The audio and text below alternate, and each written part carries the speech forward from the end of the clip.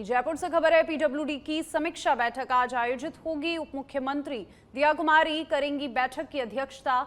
दोपहर 2 बजे निर्माण भवन में होगी बैठक। विभागीय कार्यों और प्रगति की होगी समीक्षा। एसीएस प्रवीण गुप्ता बैठेंगे बैठक में, और यहां पर देखिए सचिन डीआर मेघवाल सहित वरिष्ठ अधिकारी होंगे शामिल। महत्वपूर्ण परियोजनाओं पर चर्चा संभव।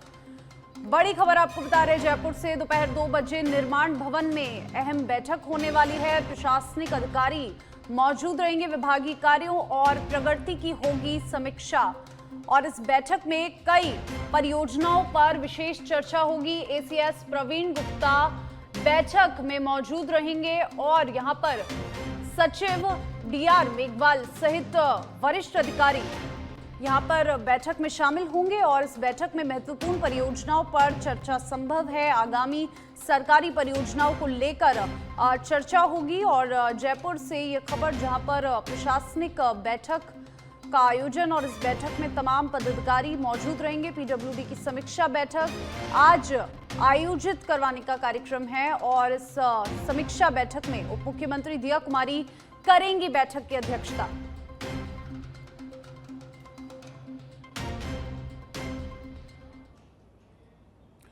गुलाबपुरा से खबर है, नमकीन की दुकान में भीषण ब्लास्ट का हादसा। नमकीन सहित सारा सामान जलकर हुआ खाक। और शनि मंदिर के सामने अरोड़ा नमकीन सेंटर का मामला बताया जा रहा है। अज्ञात कारणों के चलते हुआ ब्लास्ट। दुकान के दोनों शटर टूटकर निकले बाहर।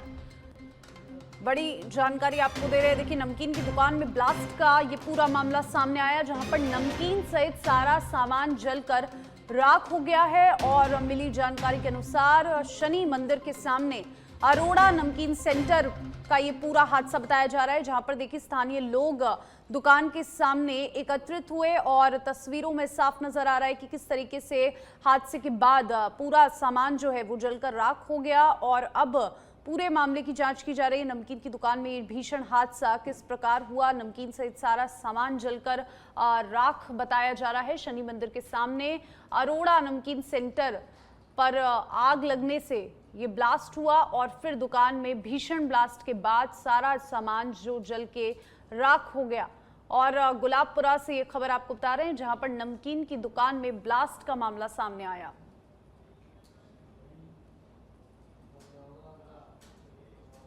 टोंक जिले के अलीगढ़ उनियारा क्षेत्र में पुलिस ने अवैध खनन के खिलाफ बड़ी कार्रवाई करते हुए बजरी से भरी 3 ट्रैक्टर ट्रॉली जब्त की है। देर रात गश्त के दौरान सामने आए इस मामले में पुलिस को देख चालक मौके से फरार हो गए थे, और ये कार्रवाई एसपी राजेश मीणा के निर्देशन और सीओ आकांक्षा चौधरी के सुपरविजन में की गई, जिसमें स्वयं सीओ ने मौके पर पहुंचकर ऑपरेशन को अंजाम दिया। अलीगढ़ में 2 और उनियारा में 1 ट्रॉली जब्त की गई है। इससे पहले भी क्षेत्र में अवैध शराब के खिलाफ बड़ी कार्रवाई हो चुकी है, जिससे माफियाओं में हड़कंप और इलाके में पुलिस का दबाव बढ़ गया है।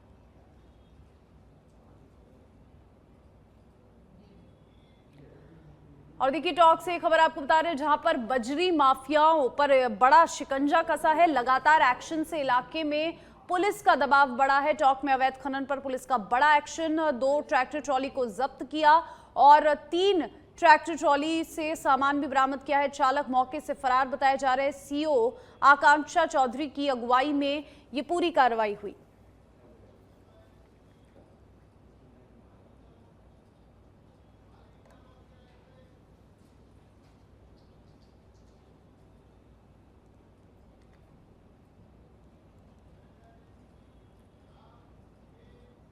आरू क्षेत्र में भोजासर थाना पुलिस ने अवैध मादक पदार्थों के खिलाफ बड़ी कार्रवाई करते हुए 6.90 ग्राम स्मैक के साथ एक युवक को गिरफ्तार किया।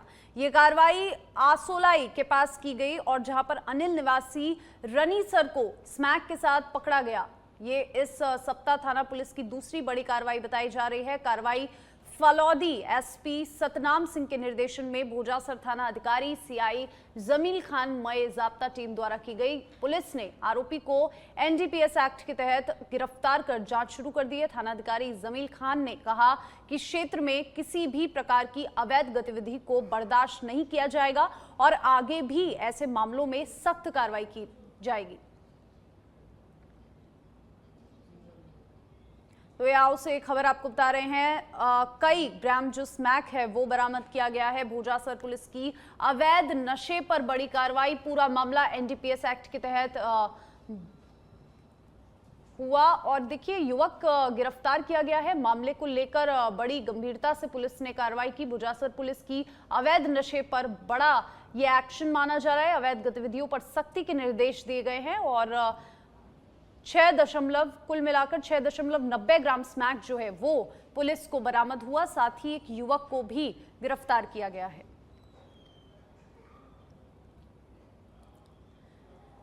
बाड़मेर जिले के सनावड़ा स्थित राजकीय उच्च माध्यमिक विद्यालय मेघावलों की बस्ती सनावड़ा में शनिवार को पानी पीने के बाद 13 बच्चों की अचानक तबीयत बिगड़ गई, जिससे स्कूल प्रशासन में हड़कंप मच गया।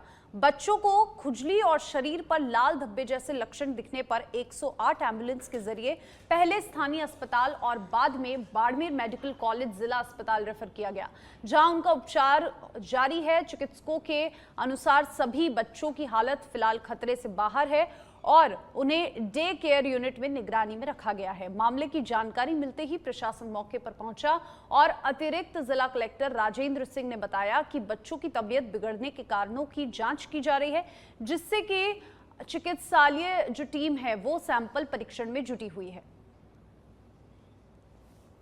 बाड़मेर से खबर आपको बता रहे हैं, देखिए बाड़मेर में स्कूल का पानी पीते ही 13 बच्चों की जो है वो तबीयत बिगड़ गई। खुजली और लाल धब्बों की शिकायत बच्चों के परिजनों ने की। 108 एम्बुलेंस से बच्चों को जिला अस्पताल पहुंचाया गया। फिलहाल सभी बच्चे खतरे से बाहर बताए जा रहे हैं और डॉक्टरों की निगरानी में बच्चों को रखा गया है। प्रशासन ने पूरी जांच शुरू कर दी है, किस तरीके से पानी से बच्चों की तबीयत बिगड़ी, क्या गुणवत्ता उस पानी की थी, इस बात पर पूरी जांच की जा रही है और साथ ही प्रशासन पूरे मामले पर नजर बनाए हुए है।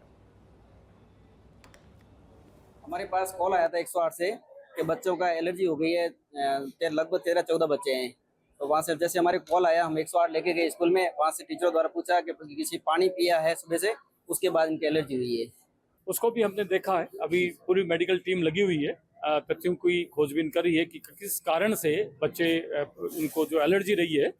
वैसे सभी पेशेंट्स के बारे में जो उपस्थित डॉक्टर्स हैं उनसे बात की गई है।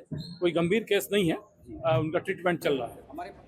कपासन क्षेत्र में आगामी जनगणना 2027 को लेकर प्रशासन पूरी तरह सक्रिय नजर आ रहा है। भदेसर उपखंड मुख्यालय स्थित स्वामी विवेकानंद माध्यमिक विद्यालय में प्रगणकों को सुपरवाइजर्स को व्यापक प्रशिक्षण दिया जा रहा है। प्रशिक्षण के दौरान मुख्य प्रशिक्षक हिमांशु जानी और अभय स्वरूपिया ने ग्रामीण क्षेत्रों में आए कर्मचारियों को मकान चिन्हांकन, गणना प्रक्रिया और संभावित समस्याओं के समाधान की जानकारी दी। रोल प्ले और पीपीटी प्रस्तुतिकरण के जरिए भी नगरीय नक्शा निर्माण व मकान सूचीकरण और जैसे महत्वपूर्ण विषयों पर भी विस्तार से समझाया गया।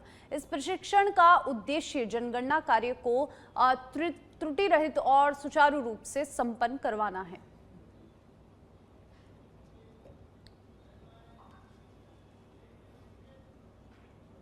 जयपुर ग्रामीण पुलिस अधीक्षक हनुमान प्रसाद के निर्देशन में फुलेरा विधानसभा क्षेत्र के संभार, फुलेरा और नरेना थाना क्षेत्र में कालिका यूनिट द्वारा सराहनीय पहल की जा रही है। महिला कांस्टेबल स्कूलों में पहुंचकर छात्राओं को सुरक्षा संबंधी जानकारी देने के साथ जागरूक कर रही है। साथ ही राजस्थान पुलिस का डिजिटल जागरूकता अभियान भी तेज किया जा रहा है, जिसमें छात्र छात्राओं और आमजन को राजकॉप सिटीजन ऐप के उपयोग के बारे में जानकारी दी जा रही है। इस ऐप के माध्यम से लोग घर बैठे आपातकालीन सहायता, cyber crime reporting, mobile block और अनब्लॉक, किराएदार और नौकर सत्यापन, शिकायत दर्ज करने और एफआईआर डाउनलोड जैसी सुविधाओं का लाभ ले सकते हैं। पुलिस प्रशासन का कहना है कि इस पहल का उद्देश्य आमजन को थानों के चक्कर से राहत देना और पारदर्शी व त्वरित सेवाएं उपलब्ध करवाना है।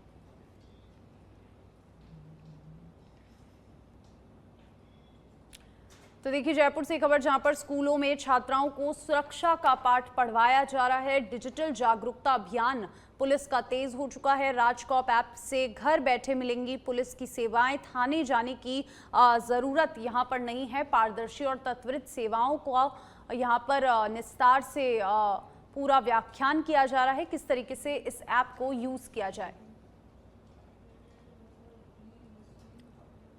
कांस्टेबल पुलिस थाना सांभर लेक से। हम महिलाओं को 2 महिलाओं सांभर थाने से और 2 को फुलेरा थाने से स्पेशल कालिका पेट्रोलिंग यूनिट में महिलाओं और बच्चियों की सुरक्षा के लिए स्पेशल रूप से लगाया गया है। 2-4 दिन पहले हमें सूचना मिली थी जरिए मोबाइल की, बच्चियों के साथ कुछ तत्व, असामाजिक तत्व पीछा कर रहे हैं। उसको लेके हम लोगों ने उसके कैमरे वगैरह चेक करके उनका पीछा करके उनको पकड़ा और थाने तक पहुंचाया। उसी माध्यम को लेके आज लड़कियों को पोक्सो 8 जो समाज में हो रहे उन सबके लिए बताया गया है। जो फ्रॉड के कुछ हो रहे हैं इनके साथ में, उनके लिए सूचनाएं दी गई है। मासूर नगर पालिका में सफाई कर्मियों की वेतन वृद्धि की मांग को लेकर हड़ताल 5वें दिन भी जारी है, जिससे पूरे कस्बे की सफाई व्यवस्था चरमरा गई है। सड़कों, गलियों और बाजारों में कचरे के ढेर लग गए हैं, जबकि नालियां जाम होने से गंदा पानी सड़कों पर बह रहा है।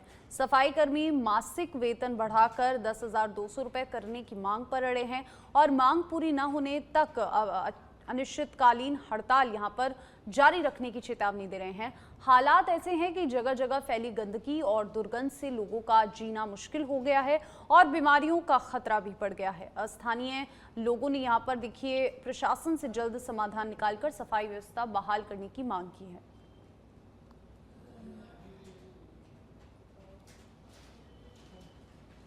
गंदगी तो ज्यादा है, बिल्कुल गंदगी पे कोई ध्यान ही नहीं इनका। इनको तो ठेका देने के बाद अपनी जेब भरने का ध्यान है। अगर अपन ने ठेका दे दिया, अपने को महीने में इतना मिलेगा, इसको इतना मिलेगा सबका हिस्सा। भोपाल में आयोजित प्रेस कॉन्फ्रेंस में कांग्रेस नेता जीतू पटवारी ने प्रदेश सरकार पर गंभीर आरोप लगाए हैं। उन्होंने कहा कि मध्य प्रदेश में दूषित पानी के कारण लोगों की जान जोखिम में आ गई है। हाल ही में घटनाओं में 36 लोगों की मौत का दावा किया गया। बरगी बांध की घटना का जिक्र करते हुए उन्होंने सरकार पर संवेदनहीनता का आरोप लगाया। परिवहन व्यवस्था को लेकर भी उन्होंने कहा कि नियमों की कमी के चलते आदिवासी लोग जोखिम भरे तरीके से यात्रा करने को मजबूर हैं। किसानों के मुद्दों पर समर्थन मूल्य को लेकर वादा खिलाफी का आरोप लगाते हुए उन्होंने धान और अन्य फसलों के कम दाम मिलने की बात कही। पटवारी ने 7 मई को बड़वानी से मुरैना तक चक्का जाम का ऐलान किया। कहा कि ये आंदोलन किसानों के हित में होगा। साथ ही उन्होंने दिग्विजय सिंह के मुलाकात का जिक्र भी करते हुए प्रधानमंत्री को पत्र लिखने की बात कही। बड़वानी से लेके हर जिले में चक्का जाम करेंगे नेशनल हाईवे पे, केवल एक रोड पे, बड़वानी से लेके मुरैना तक, बस। आपको शिकायत मिली सर, बारदाना फटे निकल रहे जितने अभी आनंद मैंने क्या कहा, ये मैंने 5 चीजें बताई ना आपको, घपले और घोटाले की। जहाँ जिसको जगह मिलती है वो चोरी और लूट में लग जाता है। वो बीजेपी का छोटा कार्यकर्ता हो या बीजेपी का 5वीं मंजिल पे बैठने वाला कार्यकर्ता। बासूर में शनिवार को एक दर्दनाक घटना सामने आई, जहां पर 21 वर्षीय युवक ने पेड़ से फांसी का फंदा लगाकर आत्महत्या कर ली। घटना के बाद इलाके में सनसनी फैल गई और मौके पर लोगों की भारी भीड़ जमा हो गई। मिली जानकारी के अनुसार कस्बे के नारायणपुर रोड स्थित नाई की बगीची के पास सुनील ने पेड़ पर कपड़े का फंदा लगाकर अपनी जीवन लीला समाप्त कर ली। बताया जा रहा है कि फंदे के लिए इस्तेमाल किया गया कपड़ा टूट गया, जिससे युवक जमीन पर आंधे मुंह गिर गया और घटना की सूचना मिलते ही बांसुर पुलिस तत्काल मौके पर पहुंची। युवक को उप जिला अस्पताल पहुंचाया, जहां पर चिकित्सकों ने उसे मृत घोषित कर दिया।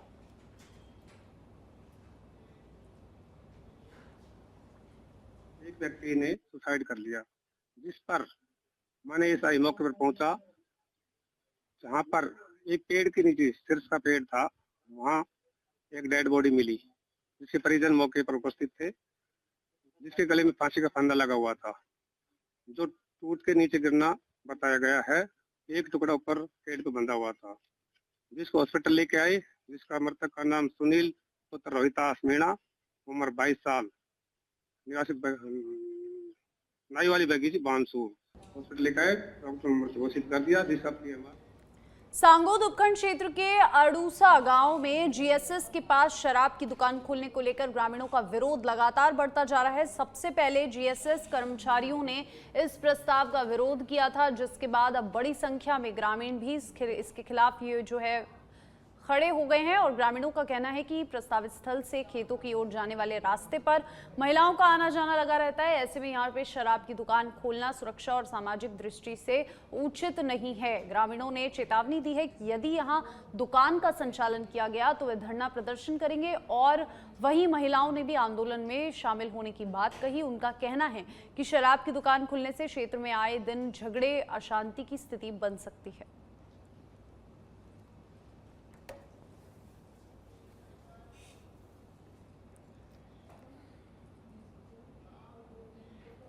कोटा के इटावा से खबर है, जहां पर कोटा श्योपुर स्टेट हाईवे पर ग्रामीणों ने लगाया जाम। इटावा थाना क्षेत्र के गणेशगंज के पास लगा जाम। ट्रैक्टर के टक्कर मारने के बाद ग्रामीणों ने लगाया जाम। हादसे में एक महिला की हुई गंभीर हालत पर ग्रामीणों ने यहां पर जाम लगाया। कोटा इटावा के इलाके से ये तस्वीरें सामने आई। देखिए, इटावा थाना क्षेत्र के पास ग्रामीणों ने जाम लगाया और उसके बाद यहां पर लोगों की भीड़ एकत्रित हुई और लगातार रोड को जाम किया जा रहा है। कोटा श्योपुर स्टेट हाईवे की ये तस्वीरें।